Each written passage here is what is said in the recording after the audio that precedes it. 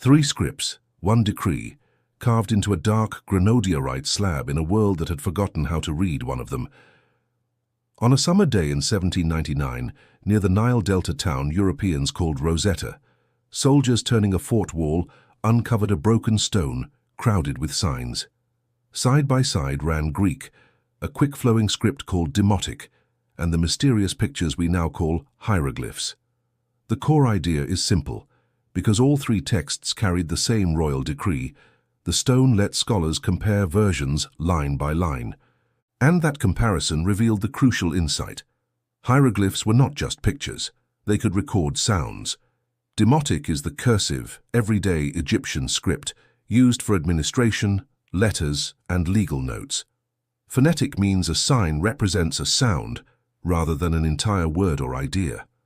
Once scholars applied phonetic rules to the hieroglyphic line, names and verbs began to open like well-made locks. First came groundwork. The Greek passage was readable from the start, which told researchers the decree honored a young king and listed tax remissions and temple privileges. Because the Greek spelled out royal names with familiar letters, those names became targets on the hieroglyphic side. Next came the chase for cartouches. A cartouche is an oval ring that encloses royal names, like a label stamped on stone. Scholars reasoned that if a cartouche on the hieroglyphic line matched the place where Ptolemy appeared in Greek, then the figures inside might be the sounds Ptolemy. This was the strategy Thomas Young pushed in the 1810s, testing the idea on the name Ptolemy and on Berenice. He noticed that some symbols repeated in the right places and began to assign them tentative sounds. But he also thought many other signs were ideographic, standing for whole ideas, which kept the door only half open. Then came a breakthrough with a broader key. Jean-François Champollion, steeped in Coptic, the late form of Egyptian written with Greek letters, saw that hieroglyphs mixed systems. Some signs pictured ideas, some acted as determinatives to clarify meaning, and many could be read phonetically as consonants. Because he believed Egyptian language itself had survived into Coptic, he could test syllables against older roots. When he matched the cartouches for Ptolemy, Cleopatra, and Alexander, he saw a consistent alphabet of consonants emerging. Therefore, hieroglyphs were not a riddle with one trick. They were a flexible script that used sound, sense, and classification together. Fix a date anchor for the discovery's public moment.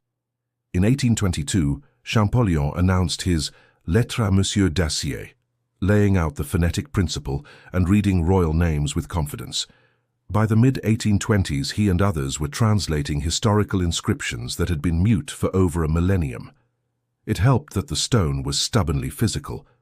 The block stood over a meter high and weighed several hundred kilograms, too heavy to ignore and too valuable to discard.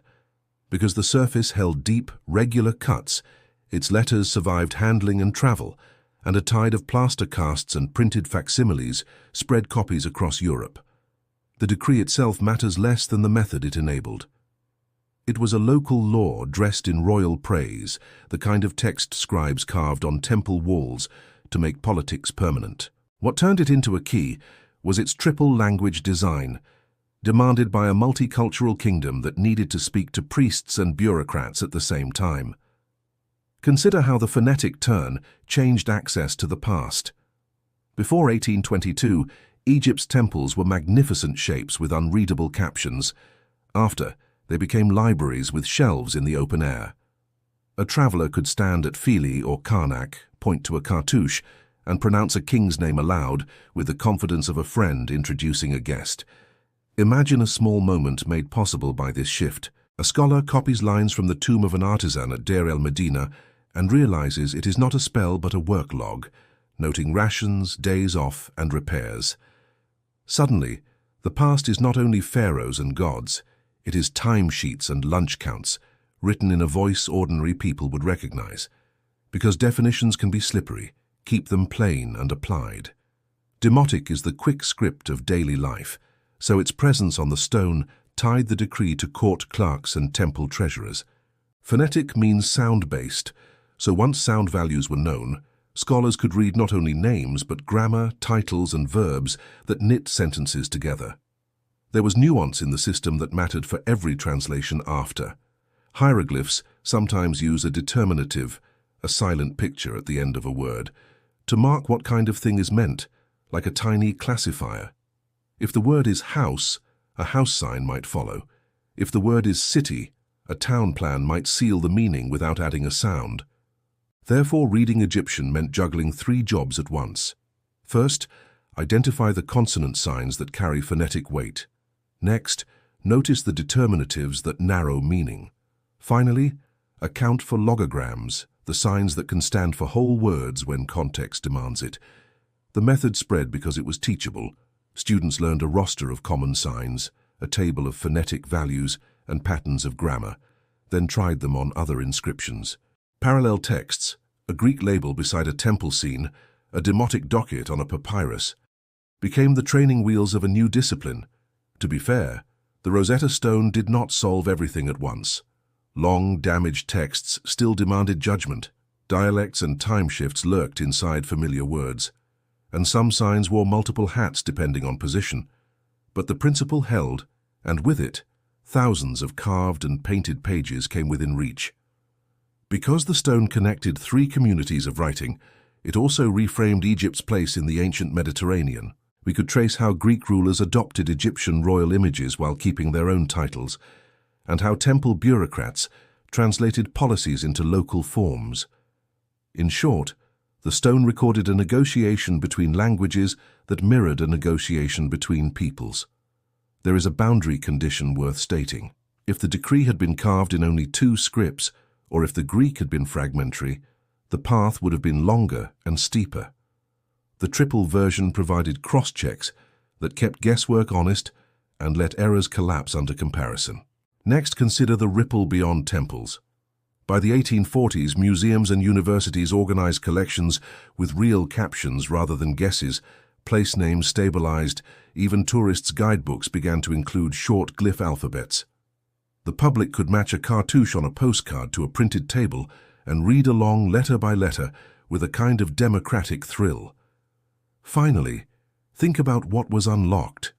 Creation myths gained sequences, king lists gained dates, treaties gained clauses about grain, borders, and gods invoked as witnesses. The voices of craftsmen, farmers, and scribes emerged from ostraca and papyri, with trouble reports, songs, and jokes that had slept in silence. The lasting lesson is broader than one empire or one stone. Parallel texts make closed systems legible because they let us triangulate meaning instead of guessing it. When a language, a code, or an institution hides behind symbols, a second version in familiar terms can pry it open with patience and side-by-side reading. The Rosetta Stone is an artifact, but its power is an idea, comparison as method. It teaches that understanding grows where bridges exist, whether between scripts, disciplines, or communities. And it suggests that what looks like an impenetrable picture may already be speaking, if you know which line to read first. So when you hear a carved bird, a reed leaf, and a coiled rope described as art, remember they also carried consonants marching through time. Because of a decree written 3 ways, those sounds are audible again, and with them the names, places, and daily habits of people who wrote their lives into stone. 1 stone, 3 scripts, and the patience to compare. Together they turned a sealed library into a readable book. The takeaway is clear. Parallel texts unlock closed systems, and careful comparison turns mystery into knowledge we can test, teach, and share. If you enjoyed this open case file and want more hidden keys from history, like and subscribe for the next episode.